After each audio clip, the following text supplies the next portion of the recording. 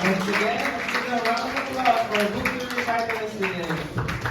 Congratulations, everybody. Just want to say I'm happy for your progress. I think the last time you did Book 1 was May, right? How long did it take you? How long did it take you to finish Book 1? Like 3 weeks. 1.5? Or 1 month or less, more or less, right? How about Book 2? 2 months? More than because I was away. But hopefully for the next book, let's have it next week. Book 3 is not really so hard as you think it is. It's just that you have to learn it and memorize it, and you gotta do it with the recital.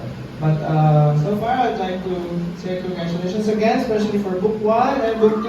Let's give them a round of applause, please. So at this point of time, thank you. You may go to your seats. We're gonna distribute your certificates, and after the certificates, we're gonna have group class.